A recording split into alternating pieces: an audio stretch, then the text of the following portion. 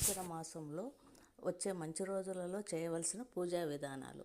పురాణాల ప్రకారము హేమంత ఋతువులోని మొదటి నెలను మార్గశిరం అంటారు.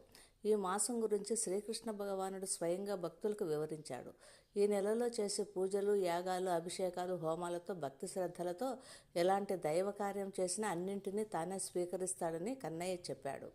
ఈ మాసంలో శుద్ధ పౌర్ణమి నుంచి నెల రోజుల పాటు శ్రీ మహావిష్ణువుకు ప్రత్యేక పూజలు చేస్తారు. జ్యోతిష్య శాస్త్రం ప్రకారము సౌరమానాన్ని ధనుర్మాస కాలంగా, చంద్రమానం ప్రకారం మార్గశిర కాలంగా పరిగణిస్తారు. ఈ సమయంలోనే గ్రహాలకు అధిపతి అయిన సూర్యుడు ధనుస్సు రాశిలోకి ప్రవేశిస్తాడు.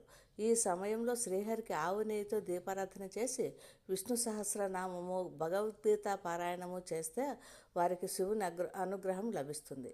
మార్గశిర మాసంలో ప్రతిరోజు తెల్లవారుజామునే, అంటే సూర్యోదయం కంటే ముందే నిద్ర లేవాలి. స్నానం చేసిన వెంటనే విష్ణుమూర్తిని పూజించి విష్ణు సహస్రనామం, భగవద్గీత పారాయణం చేయాలి. మార్గశిర శుద్ధ పంచమి రోజున నాగదేవతలను పూజించడం వల్ల శుభ ఫలితాలు వస్తాయి.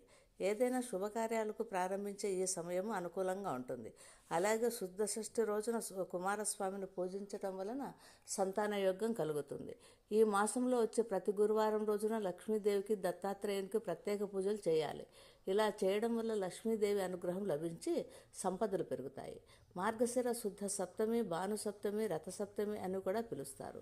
ఈ పవిత్రమైన రోజున సూర్యభగవానుడి దేవుని పూజించి ఇంట్లో తయారు చేసిన నైవేద్యాలను సమర్పించడం వలన శుభ ఫలితాలు వస్తాయి. మార్గశిర అష్టమిని కాలభైరవాష్టమిని పరిగణిస్తారు. పరమేశ్వరుని ప్రతిరూపమే భైరవుడు.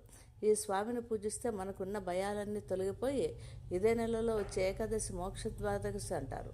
ఈ రోజున విష్ణువుకు ప్రత్యేక పూజలు చేయాలి. ఇలా చేయడం వల్ల ఆరోగ్య సమస్యలు తొలగిపోతాయి, సిరి సంపదలు లభిస్తాయి.